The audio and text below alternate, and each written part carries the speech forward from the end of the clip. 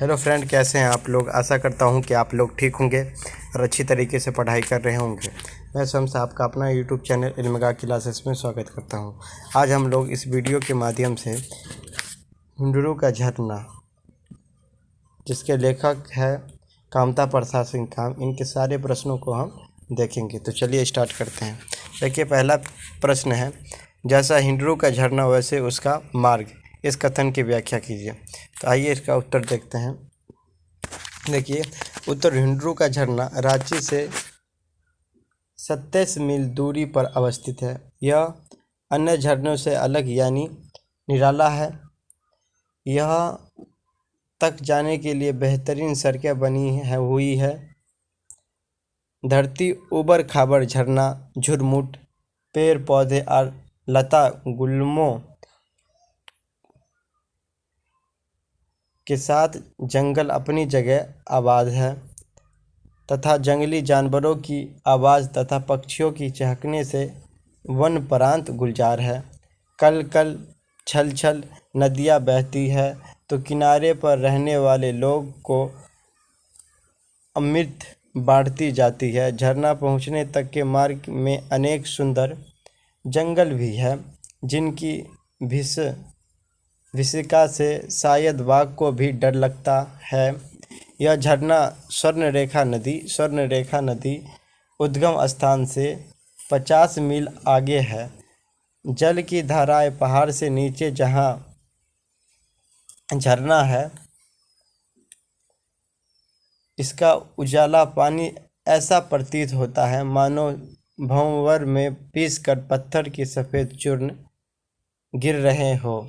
इसीलिए लेखक ने कहा है, जैसा हिंडुरू का झरना वैसा उसका मार्ग। बहुत अच्छा। अब आइए अगला प्रश्न देख लेते हैं।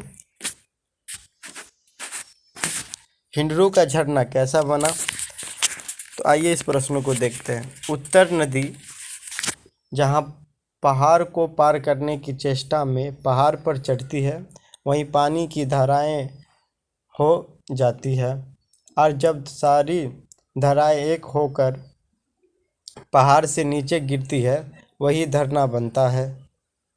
ये झरना होगा, सॉरी झ होगा,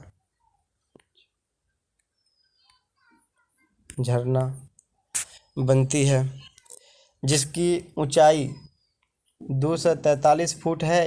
यह झरना रांची तथा हजारीबाग के जंगलों के बीच में बह रहा है। एक और रांची का जंगल तो दूसरी ओर हजारीबाग का जंगल।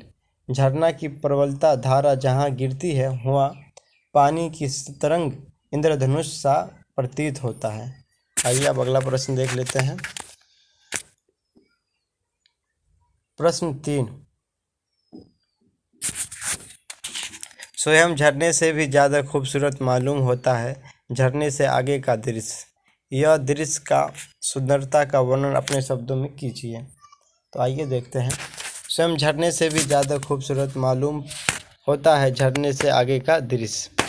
लेखक ने ऐसा इसीलिए कहा है क्योंकि पहाड़ों के बीच एक पतली सी नदी बहती है, जो थर्मामीटर के पतला पारा जैसा लगता है। इसके आगे एक पहाड़ है, जिसके इर्द गिर्द पत्थरों का अंबार लगा हुआ है। अंबार मतलब ढेर, और उस पर झाड़ी उगी हुई है। यहाँ का दृश्य ऐसा लगता है जैसे प्राकृतिक ने अपने हाथों से इसका निर्माण किया होगा, क्योंकि मानव के प्रयत्नों से शोभा के इस विशाल वैभव की सृष्टि सर्वथा कठिन है। आइए अब अगला प्रश्न देख लेते हैं।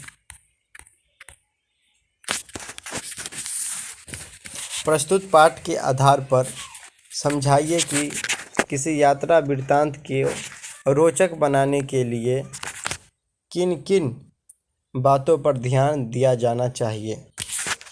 आइए आप उत्तर देख लीजिए। किसी भी यात्रा वृत्तांत को रोचक बनाने के लिए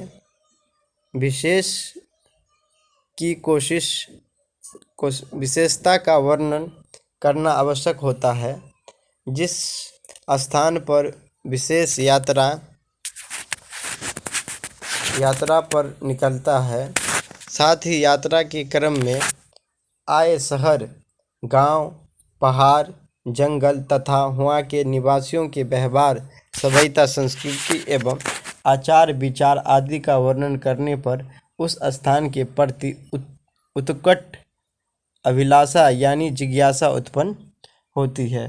जैसे लेखक ने हिंडरू का जलप्रपात तथा रांची एवं हिंडरू के बीच के पहाड़, जंगल, नदी आदि का सजीव वर्णन कर यह बताने का प्रयास किया है कि वस्तु और स्थान विशेष की विशेषताओं का उल्लेख करने पर यात्रा वृत्तांत में रोचकता आती है।